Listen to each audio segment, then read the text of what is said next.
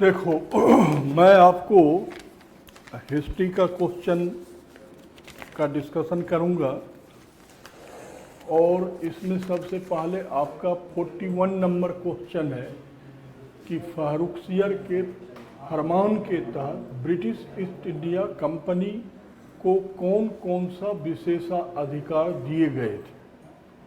ठीक है, क्वेश्चन आप लोग देख रहे हैं और ये फरमान 1717 में दिया गया था। इसे गोल्डन फरमान भी कहा जाता है।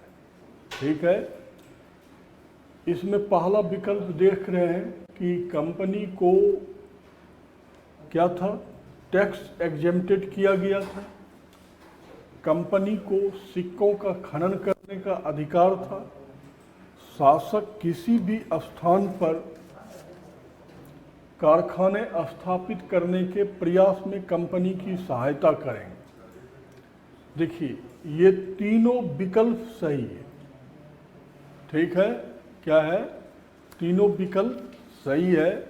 इट मीन्स क्या है कि ये सारे अधिकार उस फरमान में दिया गया था 1717 में फारुखसियर के द्वारा, इसीलिए इसको गोल्डन फरमान कहते हैं। अब अगला क्वेश्चन नंबर 42 देखेंगे कि निम्नलिखित कथनों पर विचार करिए। 1803 में दिल्ली पर ब्रिटिश सेना ने कब्जा कर लिया था। बिल्कुल कर लिया था। 1803 में दिल्ली के लाल किले पर मुगलों का अधिकार हो गया था। दूसरा, मुगल साम्राज्य पूर्णतः नष्ट हो गया। जब लाल किला पर ही कब्जा हो गया तो मुगल सम्राट क्या बचा होगा। तो इसमें 1 और 2 मतलब दोनों क्वेश्चंस क्या हैं, सही हैं। मतलब दोनों विकल्प सही है कि लाल किला पर भी कब्जा हुआ और मुगल साम्राज्य लगभग पूर्णतः नष्ट हो गया, नाम का पेंशनर बचा था। अब अगला क्वेश्चन 43 क्या कह रहा है, भारत इतिहास के संदर्भ में तकाबी संदर्भित है। क्या है, कृषि कर है। क्या है, कृषि कर है, राजत्व भूमि नहीं है। राजत्व भूमि को खालसा कहा जाता है। भू राजस्व, लैंड रेवेन्यू, धार्मिक कर, जकात, जजिया, ये सब धार्मिक कर है। और डी नंबर कृषि कर को तकाबी कहा जाता है। अब अगला क्वेश्चन देखिए 44 निम्नलिखित कथनों पर विचार कीजिए। सफदरजंग ने अवध के लोगों को शांतिपूर्ण जीवन प्रदान किया। देखिए, ये सफदरजंग अवध का नवाब था। ये सफदरजंग अवध के संस्थापक स्वादत खां उर्फ बुहरान उल मुल्क का भतीजा भी था, दामाद भी था और यही उत्तराधिकारी भी बना था। और दूसरा, बंगस पठानों के विरुद्ध में सफदरजंग ने मराठाओं से सैनिक सहायता सुनिश्चित की थी। बिल्कुल सही है। ये बंगस पठान मोहम्मद खां बंगस द्वारा स्थापित फर्रुखाबाद राज्य है और इस फर्रुखाबाद राज्य को सफदरजंग ने लगभग 15,000 मराठा घुड़सवार सैनिकों के सहयोग से नष्ट कर दिया था। इसलिए 44 नंबर में 1 और 2 दोनों सही है। इसलिए इसका उत्तर सी नंबर हो। चलिए 45 मैं विचार करो। 1857 की शुरुआत मार्च महीने में हुई जब मंगल पांडे ने बैरकपुर में अपने वरिष्ठ अधिकारियों पर आक्रमण किया। लंदन टाइम्स के संवाददाता W.H. रसेल ने 1858-59 ईस्वी में भारत का भ्रमण किया था। 1857 के विद्रोह की सुदृढ़ता हिंदू मुस्लिम एकता में निहित थी। कौन सा कथन सही नहीं है, ध्यान देना, सही नहीं है। ठीक है, 1 नंबर सही नहीं है, बहुत धोखा किया गया है। देखो 1857 के विद्रोह की शुरुआत जो है वो मेरठ छावनी में विद्रोह के बाद हुआ है। बैरकपुर छावनी में मंगल पांडे के विद्रोह को पूर्णतया कुचल दिया गया था और वो आगे नहीं बढ़ पाया था, जबकि मेरठ में जो विद्रोह हुआ तो यही मेरठ के विद्रोही सिपाही जो हैं वो क्या करते हैं, वो मेरठ से दिल्ली आते हैं, लाल किला पर कब्जा कर लेते हैं और बहादुर शाह जफर को भारत का सम्राट घोषित करता है। और ये रसेल जो है 1858-59 में भारत में, तो 2 और 3 सही है, पहला नंबर गलत है, इसलिए उत्तर केवल 1 होगा। जहाँ नहीं होगा ना बेटा वहाँ ध्यान रखना, नहीं को अंडरलाइन करना, नहीं तो ये क्वेश्चन आपका 100% गलत होगा, वो दिमाग में है बैठा रहता है। देख रहे हो। अब अगला क्वेश्चन 50 नंबर आइए, विचार करो। 1829 के अधिनियम से सती प्रथा को बंगाल में अवैध घोषित किया गया। सिर्फ बंगाल प्रेसिडेंसी में लागू किए गए, ना कि मुंबई और मद्रास प्रेसिडेंसी में। अभी मैंने बोला आपको कि दोनों सही होगा। सती प्रथा 1829 में बंगाल अधिनियम 1829 के 17वें नियम से ख़त्म किया गया था। वो सिर्फ बंगाल में इम्प्लीमेंट हुआ था।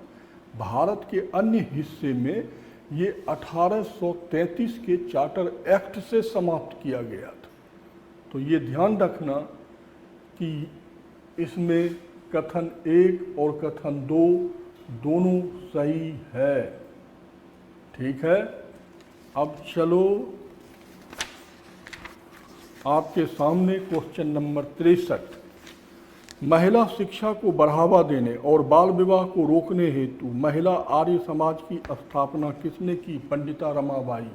ये महाराष्ट्र की थी, प्रार्थना समाज से संबंधित थी, प्रोफेसर D.K. कर्बे की सहयोगी थी, महादेव गोविंद रानाडे की भी सहयोगी थी। ठीक है, बड़ी महत्वपूर्ण महिला है, इनका नाम कभी नहीं भूलना, मेंस में भी आता है। 65 मध्यकालीन भारतीय इतिहास के संदर्भ में वारकरी आंदोलन निम्नलिखित में किसके साथ जुड़ा हुआ था? कश्मीरी शैववाद से। ए नंबर उत्तर है। ये सब पूर्णतया फैक्चुअल क्वेश्चन है और ध्यान रखना कि ये आर्ट एंड कल्चर्स का भी क्वेश्चन है।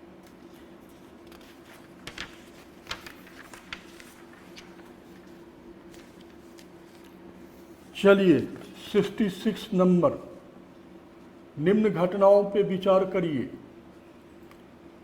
फर्स्ट आंग्ल मराठा युद्ध, बक्सर का युद्ध, बंगाल का अस्थायी बंदोबस्त, द्वितीय एंग्लो मैसूर युद्ध। ठीक है। अब देखो इसमें आपको डेट याद रहना चाहिए। प्रथम आंग्ल मराठा युद्ध 1775 में हुआ है, बक्सर का युद्ध 1764 में हुआ है, बंगाल का अस्थायी बंदोबस्त 1793 में हुआ है और सेकेंड एंग्लो मैसूर युद्ध जो है 1780 से 84 हुआ है। तो आप देखिए सबसे पहले बक्सर का युद्ध हुआ है 1764, फिर फर्स्ट आंग्ल मराठा युद्ध हुआ है, मतलब पहले 2 नंबर आएगा, फिर 1 नंबर आएगा, फिर 4 नंबर आएगा, फिर 3 नंबर आएगा। ए नंबर सही है, देख रहे हो, 2 1 4 3। बक्सर का युद्ध 1764, ये 1775, ये 1780 से 84 और अस्थायी बंदोबस्त 1793।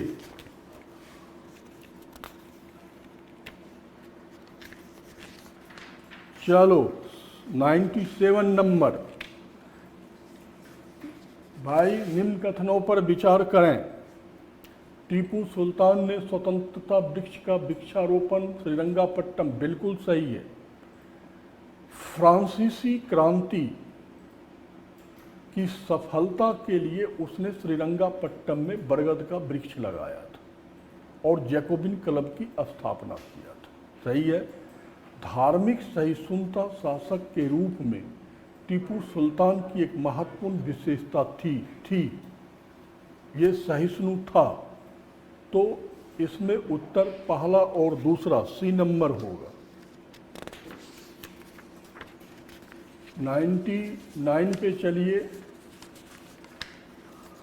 लॉर्ड कॉर्नवालिस गवर्नर जनरल के रूप में भारत में 1786 ईस्वी में आया। लॉर्ड कॉर्नवालिस ने कार्यपालिका से न्यायपालिका को पृथक किया। लॉर्ड कॉर्नवालिस ने जमींदार को अपने क्षेत्रों में कानून व्यवस्था के लिए जिम्मेदार बनाया।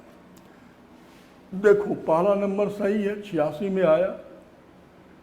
और सेपरेशन ऑफ पावर तो लॉर्ड कॉर्नवालिस ने भारत में सबसे पहले इम्प्लीमेंट किया था, अर्थात न्यायपालिका को कार्यपालिका से अलग किया था। बिल्कुल सही है, ये अस्थायी बंदोबस्त का निर्माता है, लेकिन जमींदारों को इसने किसी भी प्रकार का लीगल रेस्पॉन्सिबिलिटी नहीं दिया था, इसलिए इसका उत्तर जो है बी नंबर होगा, केवल 1 और 2। हिस्ट्री के क्वेश्चन समाप्त हुए, ठीक है। और अभी मॉडर्न इंडिया से आपको टॉपिक वाइज सारे क्वेश्चन लिए जा रहे हैं, और सिर्फ क्वेश्चन नहीं, जो क्वेश्चन दिया जा रहा है उसके भी आसपास के क्षेत्र को आप क्या करेंगे, देखते रहेंगे, ठीक है। कि जैसे मान लो इसमें ये विकल्प नहीं है, तो लॉर्ड कॉर्नवालिस ने जमींदारी प्रथा अस्थायी बंदोबस्त चलाया, लेकिन कानून अधिकार उसे नहीं दिया।